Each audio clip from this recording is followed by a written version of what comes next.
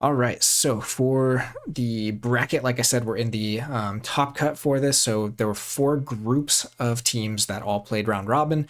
Top 2 teams from each made it out, and now they're going at it in a bracket. So tonight's matchup is going to be between Sloppy Labwork and Pub Crawlers, and that's going to be the adaptive match of Quickdraw3457 versus Metalxoa.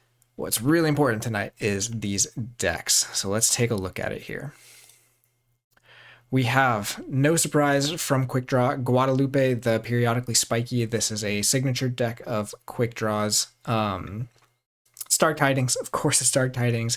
Very rushy, very interesting, very artifact dependent. So we've got some Hydro Cataloger, Mecha Buoy, Tide Warper, Static Collection Ray, and then the Ulfbert device. So a little bit of disruption with the Ulfbert device, and then just some really high pressure things with the Mecha Buoy, Tide Warp, and the Static Collection Ray, because unless you can kind of deal with 1 or 2 of those pieces, you're really stuck having to kind of deal with a really almost a 4 key cost for 4 amber key cost is the way to say that.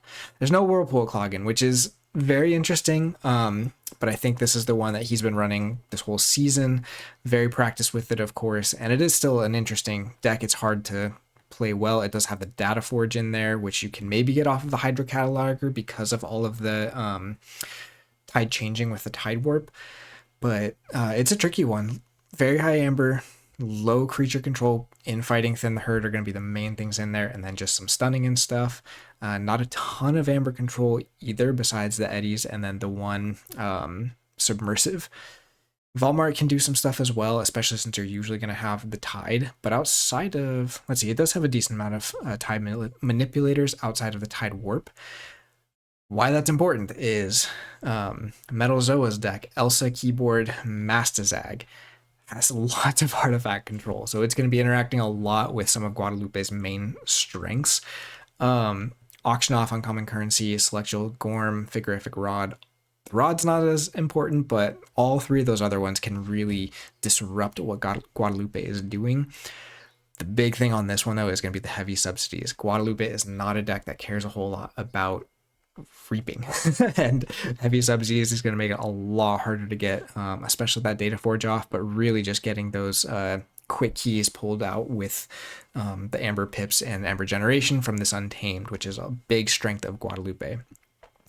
Other stuff we've got going on over here, a couple generous offers for some amber control. We've got 2 trade secrets, but I don't think there's a huge way to make value off of that. There's no way to swap creatures. Lots of capturing in the Sanctum, along with some burst with the membership drive, but this Unfathomable is where it gets really nasty. Double Guilt Spine is really interesting. It's going to make a ton of creatures, but it's not super great against a non-Winds of Exchange deck, unless you have ways to kill them, which this does have 1 Abyssal Sight, so I can deal with 1 of them on play, and that Abyssal Sight is always a very strong card.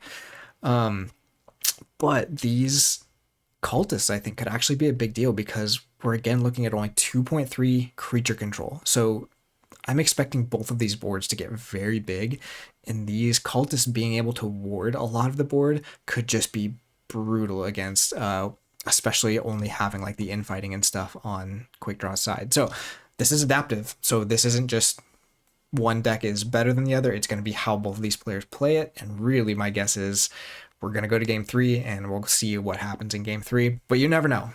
There's so many things that can happen. Heavy subsidies might be the bottom of the deck, might get tokenized. And that could really change how these games play. So we will see. I think I got some pings here. They might be ready to go. All right, again, we've got Quickdraw and Metalxoa. Metalxoa, I believe, is on Tavern Brawlers team, but they and Sloppy Labwork had 2 teams signed up for this event. And again, this is the adaptive match for this matchup, and hopefully we'll get coverage of the Archon and Triad as well. But really, this is the most important one, right? We're big adaptive fans here. I like all Keyforge. Adaptive brings out decks that you don't normally see, and I really appreciate that. So starting off, we've got Quickdraw with turn 1. Quickdraw is going to be on the bottom again with Guadalupe. Sorry. I'm in Texas. I should say Guadalupe, but in this city, there's a road that they literally call Guadalupe, and it always messes me up. And then we've got Elsa Keyboard by Metalxoa up top. Early Eddie getting some archiving going right away. Again, Quickdraw's got to be thinking about exactly what the lines are to kind of beat that heavy subsidies if it comes down early. Key cheating can be one of them, although it just still does. Dataforge doesn't get around the key cost from heavy subsidies, so it's going to be tough for him. JT Rue, thank you for the follow. Also, what the heck? No, I'm pretty sure most of the time you've been on here, you've been on with the Sloppy Labwork profile, but glad to have your other profile on here as well, and glad to have you watching in. So we do have the uncommon currency coming down really early. Again, the artifact control in Metalxoa's deck is going to be a big problem for Guadalupe, which really tries to set up some sort of just really difficult situations as far as cheap keys and stuff with how it manipulates the tides and uses its artifacts. So expecting some things to be a little bit tricky with that as the game goes on. No worries, JT. Just glad you're here to watch this. I know your team is legendary for your ability to show up and cheer on teammates, and I really appreciate that. So, all right, again, both of these decks low on creature control. Quickdraw getting a few more creatures out on the board here. Some house cheating as well with that Teresa maybe. Didn't put the Teresa on the other side of Eddie though. Probably just looking at, again, sequencing for a infighting down the road. Do have the generous offer there. How much? Quickdraw did have 2 amber, so full steal there for Metalxoa. But that's it. That's all they do with the turn. Is Metalxoa not even really cycling too fast? Did get a draw off that generous offer as well. Gotta think there's going to be a big, I don't know, could be Sanctum or Unfathomable turn, but big turn coming up. Ooh. Quickdraw, playing risky. Got the Mecha Buoy down. Just going to let Metalxoa take it if he wants, but we'll see if that's the way they go. Discards the Tide Warp, though, so Metalxoa will have to take chains to get the value off of that Mecha Buoy if he does decide to steal it. We'll see. Do have the Grand Melee coming down, killing the Eddie. Just kind of getting rid of a little bit of that board, but killing only 1 creature when there's less than 10 creature control between the 2 decks. Not a ton of value. Do have some capture, and then the outflank starting to get those tokens going. Again, I think the tokens are going to be a little bit risky for Metalxoa to make until that heavy subsidies comes down. I think that heavy subsidies is really what's going to make this matchup favor Metalxoa's deck. But if Quickdraw can just be faster than that coming down, that could do it. So we will see. Most of the Amber, though, even though Quickdraw's deck normally a little bit faster on the Amber generation, Metalxoa is already at 5, and Quickdraw is at 0. Just gets the first one there with the Mecha Buoy because of having the Tide. Again, Metalxoa going to be really pressed on whether or not it's worth it to take the Tide or just give Quickdraw an Amber every turn. I would guess, again, that could get stolen, but it could be the, what is it? Static Collection Array that Metalxoa is waiting for, because that one can be a little bit more, well, actually, it's probably the Mecha Buoy. Tangeka is super live with the amount of creature control between these 2 decks. And I think the wards from the Cultist, too, I was talking about that earlier, I think those can be really really impactful in a game with this little creature control. We do have a sunk cost discarding the infighting. So one of the only true board clears, or true-ish board clears between the 2 decks is now gone. So we're probably going to see a pretty big board starting to get developed by Metalxoa. Again, the Thin the Herd from Quickdraw's deck is still going to be impactful. But we do have a key getting forged there by Quickdraw, who bursted up. Were they? I guess killing the Sanctum creature that had captured Amber, and then again, just that perpetual Amber coming from Mecha Buoy, getting some good stuff in there. Yeah, that infighting is a really, really big hit. I'm sure that will be impactful going forward, but we will see. Metalxoa just not getting a whole lot of creatures on the board in general. They are at check though with 8 amber, but the Eddy coming down, putting the archives to 4, those Eddies are just going to keep getting more and more value because I expect Quickdraw is not really going to pull that until it's good for Data Forge. So just choosing to take it a little bit slow here. Probably wants to try and tax for as much as possible for this first key, just to try and really reduce that amber lead that Metalxoa has kind of had. Let's see what we got in the discards so far. Pretty even mix. Again, Metalxoa just playing really cautious, it seems like. Kind of just a couple cards a turn, just really jockeying, kind of trying to find some combos and stuff. We do have a couple tokens coming down now with some capture. And that's it. What are they looking for? I don't think I've seen this deck from Metalxoa played before, so I'm really interested to see kind of what it's going to sneak out, because I expect, especially the way that Metalxoa is playing it, there's going to be some really big things happening. This Melee could actually be really important creature control for Quickdraw for the next couple turns. The more that gets to skirmish, the more it gets to do these, even the, oh gosh, now I'm going to forget what it's called. Enraging, I got it. I can stream. The enrage tokens on these tokens so that they can't do the warding or anything could be really big. Metalxoa may also be looking for the Primordial Vault, but again, just seeing kind of what cards are getting turned into tokens is going to be really important. Looks like our second request donations is what was tokenized there. We don't know what this one is yet, but a really big board from Quickdraw coming down. Again, just the ability to fight stuff off the board now could be really important for Quickdraw. And there we have it, the uncommon currency taking the Mecha Buoy, at least removing that pressure of that consistent amber each turn. But that is one of your only, well, no, they still have other artifact control coming. There's still the auction off. Choosing to play, oh, gonna generous offer the blacksmith, I would imagine. Yeah, it's not a card you normally want to play, ever.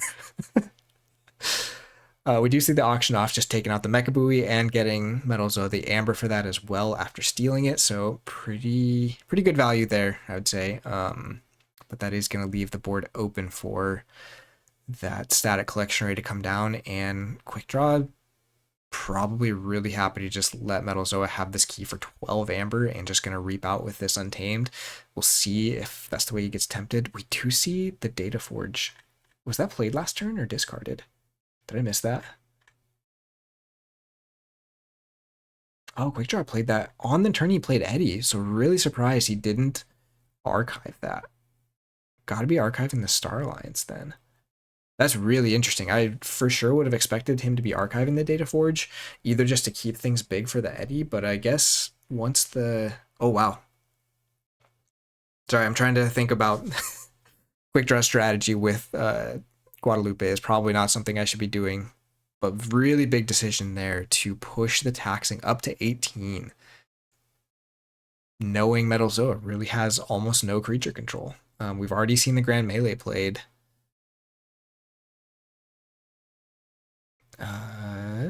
Bubbles could come down. Yeah, we do see the Celestial Gorm, which is going to be a big one.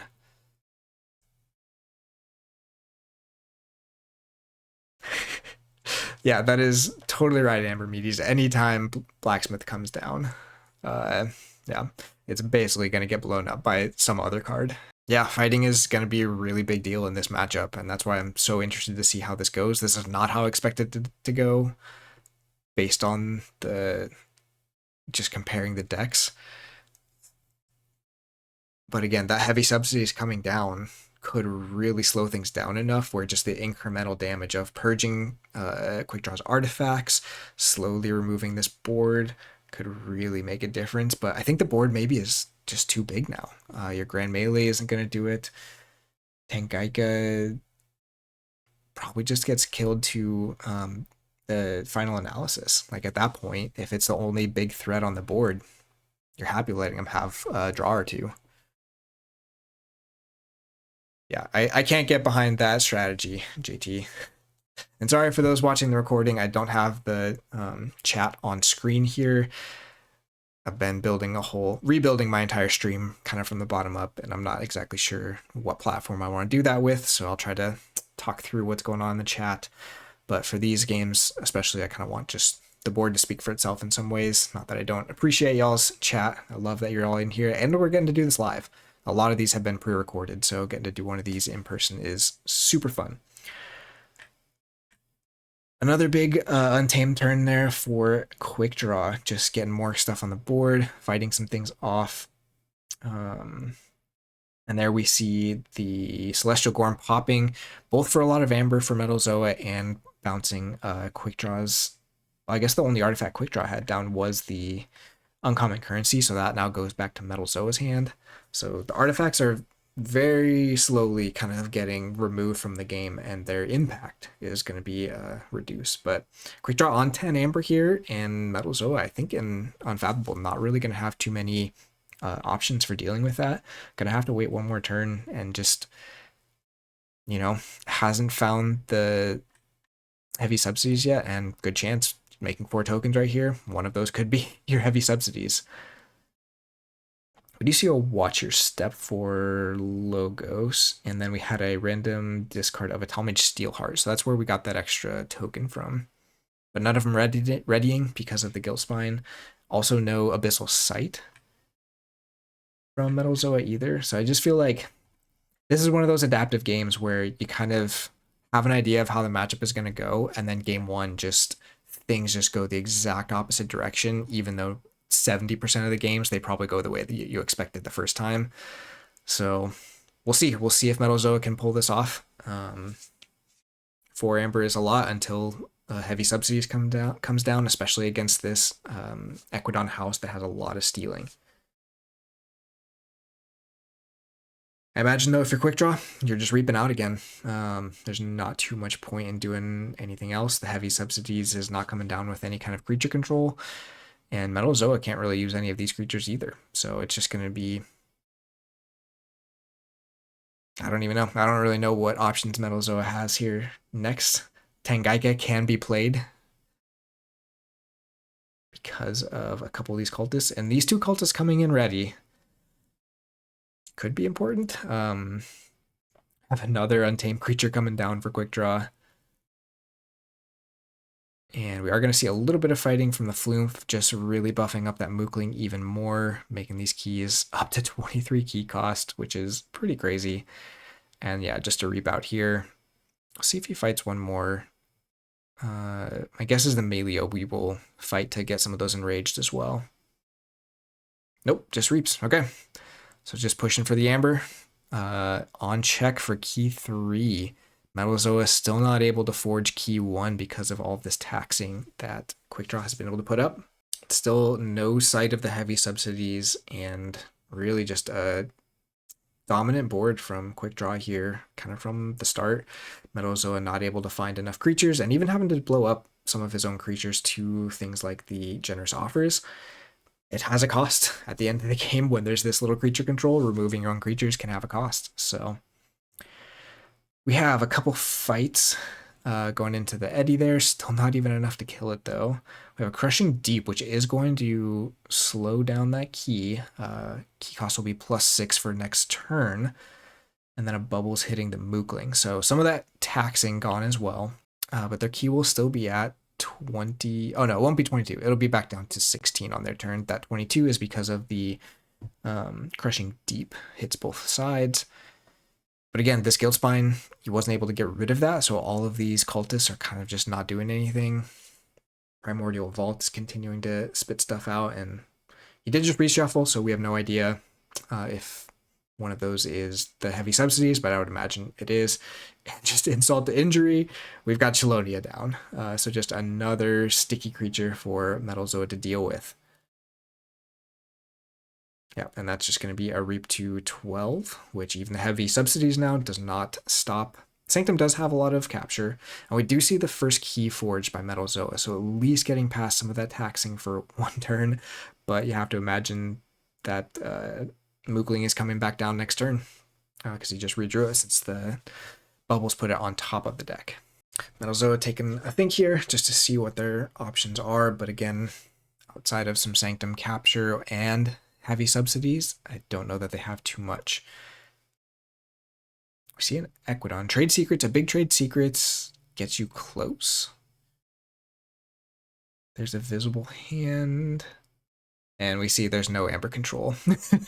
And he admits that as well. As you can see, no amber control, so that will be a GG. Finally getting that big board down. Yeah, just really got to think that was maybe not the start that Metalxoa was looking for or expecting in this matchup. But Guadalupe is a deceptive deck. All right, and we are getting ready for game 2, which will be the reversal match. We'll see how Quickdraw does. I would call that an upset in game 1. JT, I'd love to hear what you all thought kind of coming into this. My assessment of the two decks was that the Winds of Exchange deck was favored, especially because of all the artifact control, but we saw the artifact control kind of took a back seat, the artifact control meant that the board control took a back seat, and because of that, Quickdraw was able to get a big board that just Metalxoa wasn't able to deal with. And again, I think the heavy subsidies got turned into a token. We never really saw at the end there, but it coming that late regardless is not good. So it'll be interesting to see. We'll see if Metalxoa can kind of repeat Quickdraw's success there. Did get to see kind of what that winning strategy looks like. Just flood the board fast and try to keep the pressure on with the reaping. Those skirmish creatures, especially in Untamed, being really important. We'll see. Let's see. Metalxoa choosing to go first. Looks like we have a mulligan from Quickdraw's side, and Metalxoa still deciding.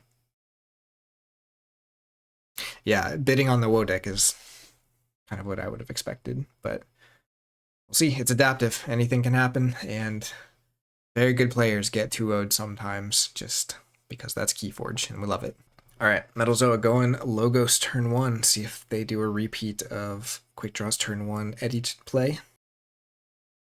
Ooh, gonna be the Hydro Cataloger. So again, all that artifact control is this one.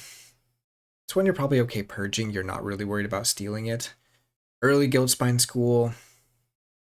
We'll see what this produces for Quickdraw. Again, we don't get to see what these are until they get killed. But I think the Guildspine School is a really tough call in this deck. You don't have many ways of killing it. And a lot of Guadalupe is not big enough to fight into to kill it. So you're almost stuck having to use your own creature control on it. Your Abyssal Sight is probably your best hit there.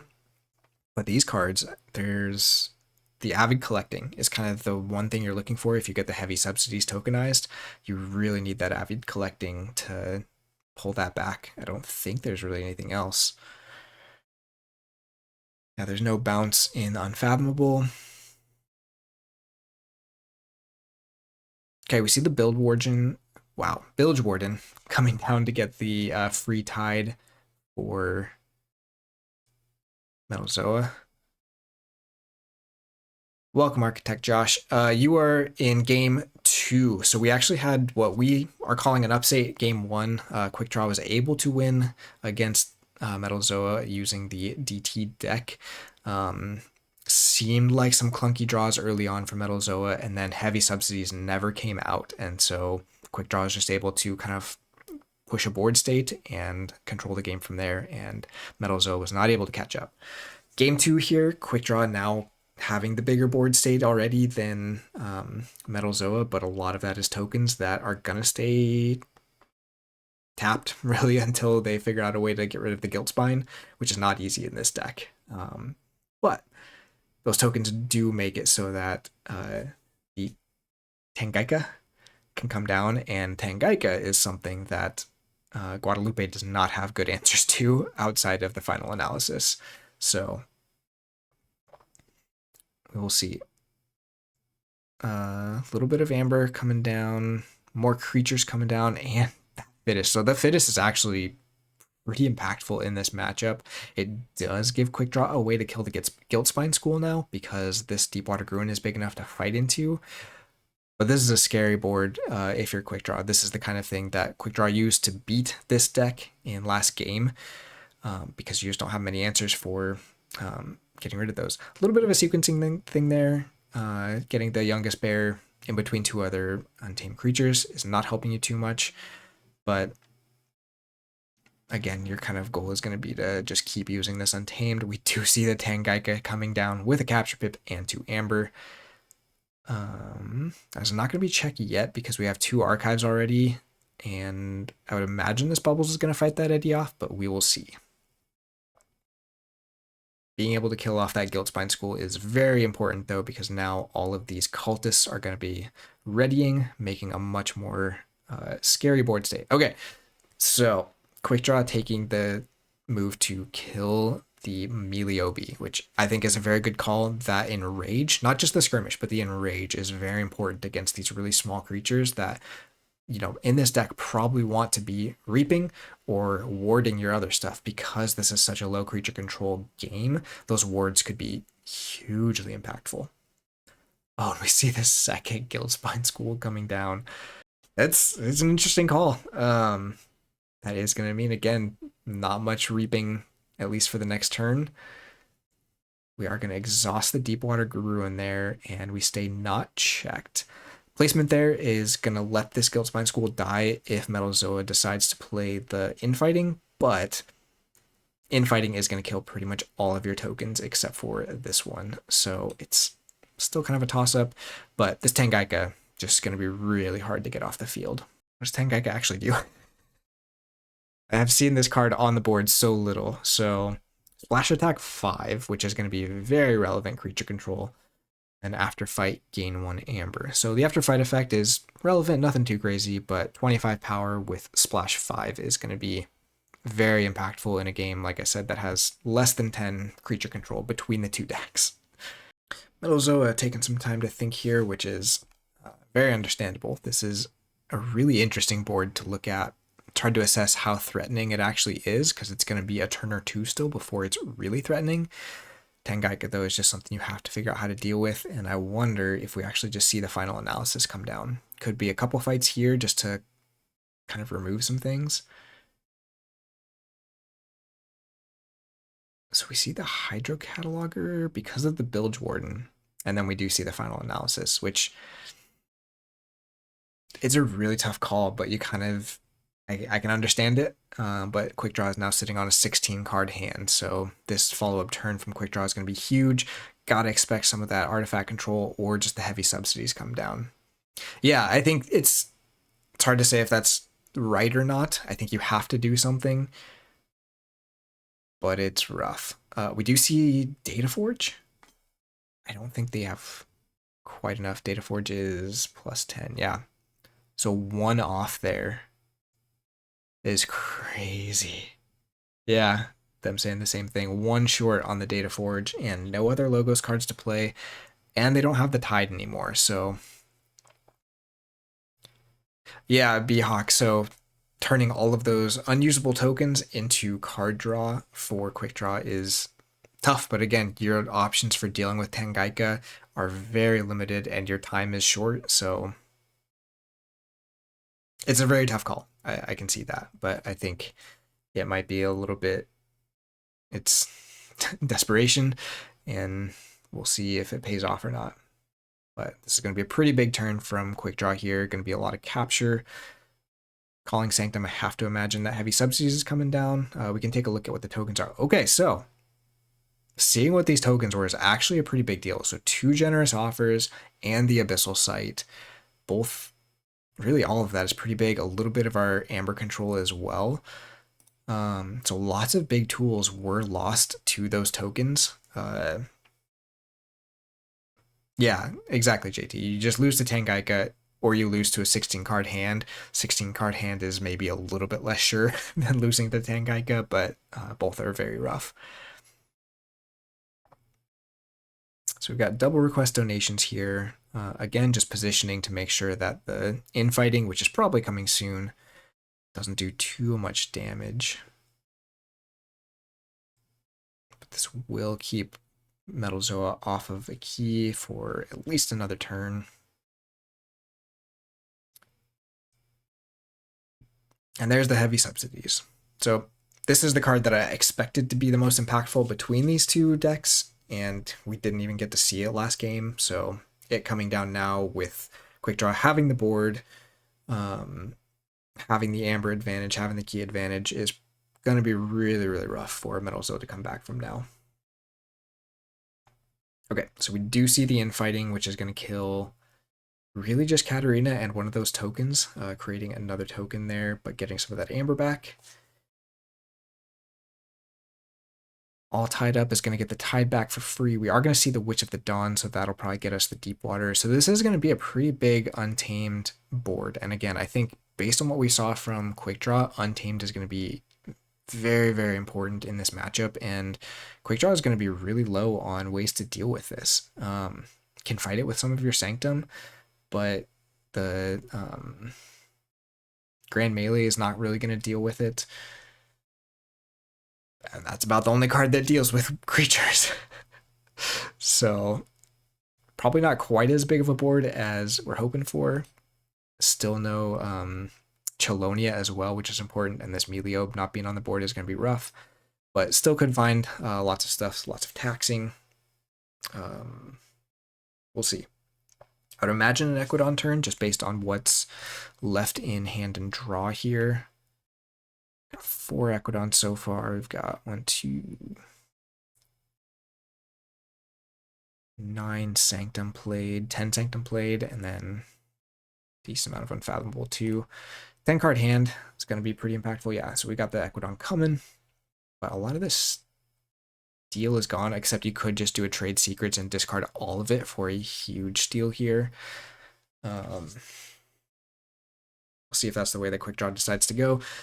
Be pretty brutal, but probably justified at this point, except that you do need to get some creatures on the board, I think, soon to start dealing with this. There's the trade secrets. See how many he goes for. The problem is this trade secret value is just less because your keys also cost 12 now, but he discards everything. So all the creatures, avid collecting, so it didn't want either of these tokens, second trade secrets, and the uncommon currency. So we did not see, interesting, we did not see the artifact purge, so that might still be in hand. I don't know. I don't know how y'all feel about that. It's very tough to pass up, but it is kind of a tempo loss when each Amber you're stealing is worth half as much as you're used to. And there's still captured Amber on board, and you just have 3 creatures staring you down that can each reap for 2 now. That said, I don't know that Metalxoa really even drew much last turn, because they were at 8 cards, they played the infighting, all tied up. Okay, so they would have drawn a little bit. So we could see another Untamed turn here, just starting to fight down this board. Oh, it's going to be Starlines, so it could be stunning the board. Those stuns will be impactful as well. Again, reaping is going to be so much more important now with this heavy subsidies down, and stuns can be, yeah, just the creature control you need. We'll see. The Ulfbert device is another card that hasn't impacted either game so far. I honestly think after what we saw in game 1, I don't know if you actually want to play it in this matchup. I guess it stops either player who has control of the board from reaping with that board as much. But in this position, I think Metalxoa has a little bit more board control the way things stand. So I'd be tempted to not play it. I don't know if you all tested that one, JT, in your playing, but it's kind of an interesting one. Think through what we haven't seen yet. We haven't had a Star Alliance turn yet, so could be all kinds of things. Cheetah, just to give some elusive, does play the Ulfbert. Okay. So that means Quickdraw can't call Equidon. I don't think that's a big deal for... It was big, and you ended up purging it. Yeah. So again, we haven't seen the auction off, so it could just get purged. It'd be in 2 turns now, because Quickdraw can't go back into Equidon. See the Volmart come down. And there's the Technobabble to stun. Stat Collection Array, a lot less impactful now that the heavy subsidies is down, but still, you know, a little bit better. We do have the Teresa coming down on the Deep Water Grown, so that actually makes it a little bit more impactful because, oh, if he'd have played it on the Witch of the Dawn, that's really tough. So that's where playing DT kind of just messes with people. Like, that is totally something I would have done for getting that Teresa. Needs to be next to a neighbor of a different house to actually activate that house cheating effect. A little bit unfortunate there for Metalxoa, but again, that's why you bring kind of these really lesser played decks, lesser played cards, just to really kind of get as much advantage you can off of the card knowledge and stuff like that. Quickdraw having some connection issues. Hopefully that gets all sorted out. Last thing we want is any kind of game crashing. So your Sanctum is stunned. You have some cultists on the board, and you just played all of your Equidon. So what are you doing here? Also redrew, so lots of options in hand. Could be just more Guildspine schools. Just start pumping them out again, but some banter about bad connection, but hopefully it stays up enough to get this finished out. How crazy would it be, though, for the chain bidding to be on Guadalupe? I think that'd be one of those situations where really just the rules for adaptive have been questioned of if both players actually want to play the Winds of Exchange deck. But we'll see what happens. Gotta finish this game out, and with the heavy subsidies down, it might take a minute. So we've got the sunk cost, looking for logos, discarding a stunner. Don't mind getting that discard, although that does just help Metalxoa because of the Elfbird Divide. Not going to be able to go back into Star Alliance anyways. Crushing Deep. Puts the Tatsukuda Venom on Chell. I would have been very tempted to put that on one of your cultists and run it into one of those untamed creatures just to really slow this board down a little bit, but I guess the Figurific Rod does a little bit of that. But now you're stuck going into Equidon or Sanctum, and you just discard a bunch of Equidon, so your Sanctum guys are stunned. Also, going quick Untamed there, even though it's giving Quickdraw the Cultist, but again, those Cultists won't be able to be used next turn because Quickdraw just called Unfathomable. We see the Mookling coming down. I start doing a little bit more taxing. Quickdraw at 12 Amber, kind of missed that, but that Mookling is going to stop that. Do see the Chelonia come down. Again, the sequencing there. Could have gotten one more Amber, but we'll see how Quickdraw responds here. Stuff though, this is again where playing the Elfbert maybe is helping you against these cultists, but is going to slow you down from being able to reuse your Untamed. Very quick Sanctum call for Quickdraw here. Going to unstun those creatures and get that Celestial Gorm down. Celestial Gorm a little bit more interesting now that you have mixed artifacts on the board. But there is the chance of letting Metalxoa forge and then bouncing your heavy subsidies so you can forge for cheaper. But really, you have to start dealing with this board now. This Chelonia especially is going to be really difficult because of that elusive. If this stuff starts getting stunned by Star Alliance, that could be rough. How much logos do we have? I feel like we saw... yeah, not a ton early on, so... just discards the Grand Melee because it only hurts you at this point. We do have Outflank. Did that Outflank? Oh, it didn't capture anything because that is on Sanctum creatures. Okay. But does tax the key. Where's that coming from?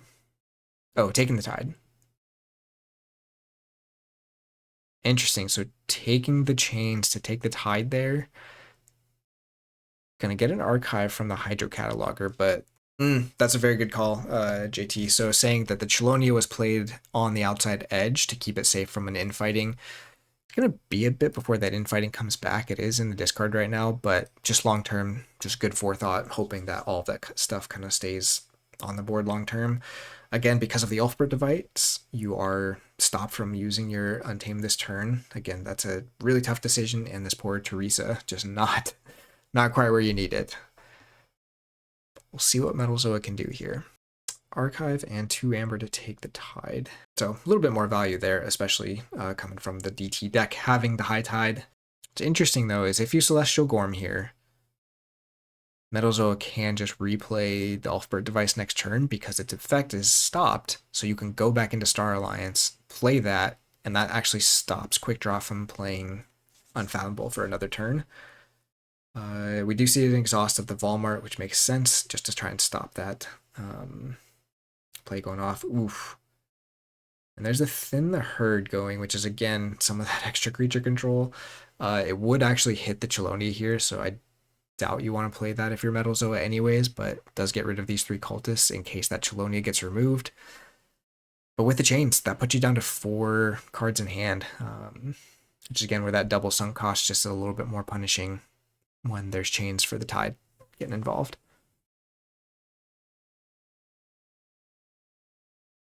And we do see a tide taken by Quickdraw, so 5 chains for Quickdraw, and again another archive there. Choosing not to Celestial Gorm there, because that it would have given Metalxoa the key, so I was not quite paying attention to that. But that's a good question, JT. Who would be happier with key cost set to 6 here? Another quick tide change back for Metalxoa. Again, going to be getting Amber, as JT said, off of that Chelonia. Every time they do that, oh, a Submersive getting a lot of value there right after the Forge. Huh. Chooses to play the Tide Warp. That's really, really interesting. Yeah, we'll see how it plays out. That was discarded by Quickdraw early on in game 1. We do see cards getting played to the other side of Chelonia now. So really just going to be trying to get this board as big as possible to make that Tangaika just not even super relevant. But yeah, this is a crazy set of artifacts. That is right, Amber Meaties. I really don't know about the Tide Warp call, but we'll see. Might just get purged here anyways, but I doubt that's the first one Quickdraw is going to be going for when purging something. If we see the auction off coming down, but we didn't see it all of round 1. It could be one of these tokens. Do see a generous offer though, going to get some stealing. Again, the value of stealing just reduced a lot by having this heavy subsidies down. We could see the heavy subsidies bounced here now that the first key has been taxed. Just chooses to end it there. We do have the Tide Warp bouncing, Tide going to Quickdraw's side. So Metalxoa going to have to decide if they want to take the Tide again manually or just kind of leave it for a turn. Really depends on what house they're going, I think, but plenty of creatures in Guadalupe. At some point, though, you got to start fighting down this board. Or maybe not. Maybe you can just reap. But this Tangaika will start fighting your board down. So lots of tricky decisions here to figure out. Or we could just go back into the final analysis. Now that there has been a redraw, it is possible for both infighting and final analysis to be in hand for Metalxoa. Neither of them seem like they're great value. Although the final analysis does get you a lot of draw. A little bit less for quick draw this time. I think the... Okay, so we got the Untamed turn. Gruen is just going to fight the Transitory Philosopher. We're just going to reap a couple times. It's possible we see the infighting here, but again, that makes this... Ooh, Within the Herd. Okay. So that will sadly hit the Chelonia, but it does remove all of those cultists, making this Unfathomable turn probably a lot less impactful, and actually saving your Chelonia from getting hit by the splash attack from Tangaika. So not a bad call there, I think. Tide Warp is going to give you the Tide back next turn no matter what. The archives just keep going up for both players here. And Quick Draw having just gone Equidon means your Amber control options are a little bit more limited. You do have the fight with Tangaika just to try and start cleaning up the board, removing some of this taxing that's happening as well, but it's an interesting call. This is a really, really interesting game. I'm really happy. When I first looked at both of these decks, I knew they were going to produce something pretty wild, and I think we're getting that. All right, we've got a Sanctum turn. Archives being pulled. We do have Sanctum creatures ready to fight, one of them with the poison there as well. And we're just going to get some tokens made. Katarina coming down, getting that capture. Still not going to be enough to stop the key. Oh, request donations will do it. Token is going to capture more. We've got a Cassio getting a little bit of amber. So now the timing, again, gets kind of interesting for Metalxoa with this static collection array. You really hope to push the key through on that turn because you'll naturally get the tide at the start of next turn, whereas the turn after that, you'll naturally lose the tide. Okay, a little bit of fighting coming there too. Just hard. It's really tempting to just push the amber, but that membership drive will push a little bit of amber at least. Going up to 15. There's the tide going back to Metalxoa. On 8 amber, just went untamed, so can't go back into that. Could see Star Alliance here. And 5 cards in archives though, so there's actually a lot of different ways we could go. Again, the final analysis just seems like a really tough sell, although you probably could get your data forge through this time because of all the captured amber and having the tide.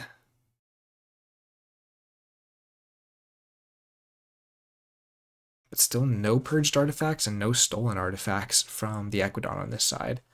A lot of that stuff just getting used for either tokens or just the straight up stealing. Possibly very tempting to actually use this to just start archiving that Thin the Herd because it's very good at removing these little guys. It's just very slow. I think you maybe need to find stuff a little bit faster than that. Could infighting here. It leaves you with 3 creatures. Does not do a ton to Quickdraw's board. Does kill a lot of the tokens though. All the tokens, I guess. Metalxoa is saying it's still alive. Choosing to forego the JDG thinking and going for just that there's a pulse. Quickdraw wouldn't know anyways because he would just think the game had crashed. The final analysis think it very well could be. Again, it's a very similar situation, right? You probably give up the forge unless you have it in hand and you don't pull archives, but I imagine if you do that, you're pulling archives just to try and get that data forge off. But again, the data forge would actually be a lot better because then the follow-up Equidon turn that we saw from Quickdraw the first time, where you just dump all of your Equidon for steal, would be a lot less impactful if you had just forged for basically all the amber you have. So those key cheats, very important against the heavy stealing. But it's a tough call, I think, especially with the Ulfbert too. So can't go back into Sanctum for Quickdraw, and can't go back into Untame this turn, so it can't be the infighting. We do see the Logos call. Archives the Eddy, plays another Eddy, and that's it. It's very interesting because this turn, if Quickdraw goes Unfathomable, you probably lose at least half of your board, and Quickdraw is left with a very large board, which makes final analysis way, way worse. Might not have had it. Metalxoa just might not have had that as an option, so just trying to pad whatever they can with this. Stopping that key there, but it's looking a little sketchy for Metalxoa here. Quickdraw being able to put together the board with Elsa keyboard that Metalxoa was unable to get put together last game. Got some thinking from Quickdraw. Metalxoa saying it's very intense, which it is. This is quite the game, and I'm loving it. Seen about the same amount. Yeah, Unfathomable makes sense. You get fight, you get some reaping, or even some warding. Splash attack from Tangaika, and there's the Guild Spine. So that was what I was the most worried about with the final analysis, is that these Guild Spines will just flood the board and make it such a worse play. They might be bad for Quickdraw short term because they can't ready. Unless he plays the Abyssal Sight to remove the Guild Spine School. So that's very, very rough for Metalxoa. See what ends up getting discarded here. Technobabble. So probably not even looking at a huge value hand for Metalxoa, but we do have the big archives. But knowing Metalxoa can't go back into Logos next turn means getting rid of that stunning is a big deal.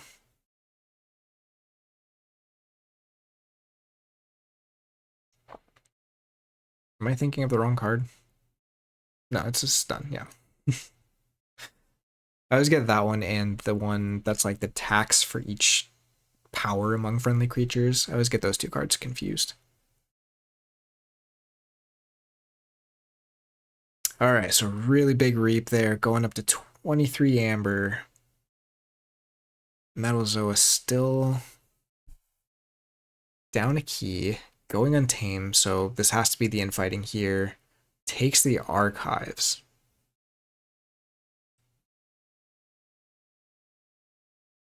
There's the infighting, which removes a lot of creatures, but doesn't even really get you to check. You still don't really have a good way of killing the Tangika.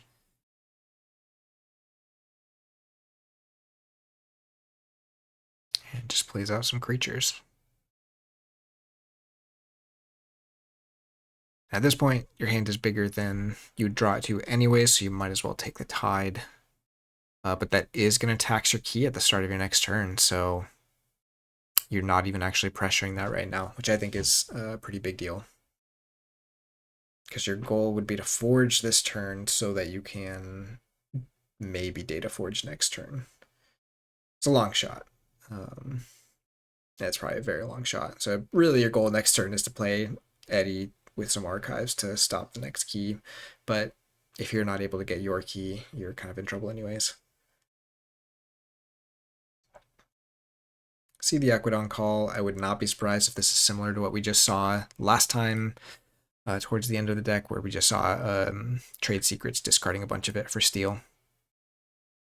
Generous Offer, going to destroy Cassiel for some steal, and a draw pip on that as well. So you have reshuffled your deck now, which means making tokens is alive, so maybe looking at that visible hand.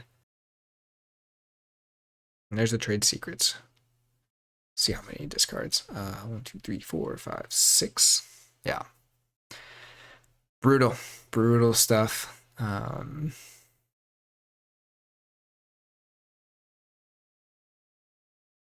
Metalxoa probably going to have some archiving options to tax this key with Eddie at least.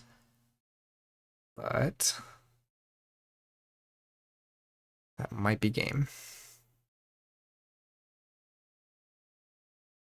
So very, very different from game one. Again, I think just the early game mattered so much for what this Winds of Exchange deck was able to put together. This game, Tangika coming down twice, heavy subsidies coming out, just really, really changed the dynamic. Because those are both two things that are very difficult for Guadalupe to deal with. And Metalxoa just wasn't able to find them game one. It's not over yet. We'll see what Metalxoa can put together. And again, this is a team event, so this is only one of the 3 matches that we played between these two teams. And so they win or lose together. But we'll see if round 1 is taken by Sloppy Labwork or I don't remember their name. Hubcrawlers. Like I said, there's a lot of teams that broke into 2 teams for this tournament, which is fun. But okay, so we get an extra archiving from the Bilge Warden there. But took the archives at the start of this turn. Ooh, the submersive. Okay, so that's gonna... A submersive is pretty big. I don't know if it'll be quite enough, but it does give Metalxoa a lot of breathing room now, especially after some less efficient turns from Quickdraw, just kind of getting a lot of value from those stealing, but not necessarily handcrafting as much doing that. Eddie coming down for more archives. We see that Theory of Conjecture for more archives as well. So Quickdraw does have both board options available. Goes quickly into Unfathomable here. So again, just going to keep clearing creatures off this board, I would imagine you go for all the Untamed.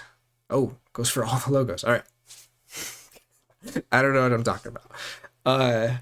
Goes for all of the logos. Does the Easy Watcher step because of the Elfbert device. So going to be getting 2 free tokens and a Crushing Deep just for good measure. Gets the Primordial Vault down to start pumping out the tokens. Exhaust on the Untamed. And already back in check, so I guess knowing that you're getting to check there makes killing the logos make a little bit more sense. Just to get rid of any of that artifact control. That is very possible, Josh. We could see, yep, good call. Celestial Gorm getting popped. So all of those artifacts, well, these 2 artifacts coming back down for quick draw just to get a little bit more burst. And key cost is now at 6 essentially for next turn for quick draw. So it looked good for a moment there with the submersive principle. Wow, I can't say that. Submersive principle. But probably not enough. Now with 16 amber and a key cost of 6 and no house restrictions or anything like that. And Metalxoa, everything they say about you is true, my friend. Quickdraw is definitely a professional, adaptive player. Metalxoa definitely no slouch, but yeah, things definitely went Quickdraw's way here, and that will be game. Gonna play it out, just get a couple of tokens out here, gonna do some Untamed stuff, maybe another infighting. I doubt they got back to it, but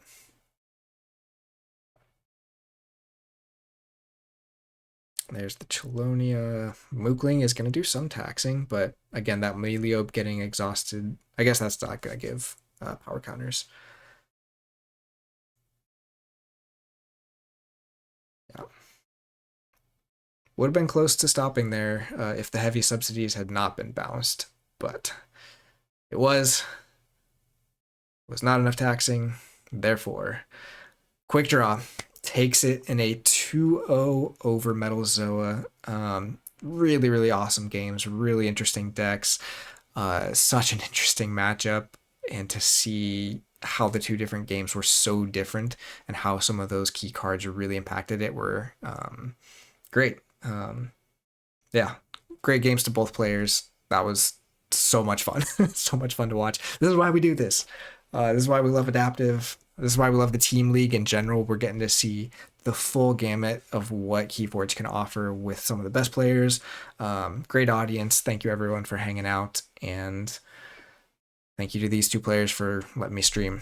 I love it. This is my favorite thing to do, and when I get time, I really want to make most of it.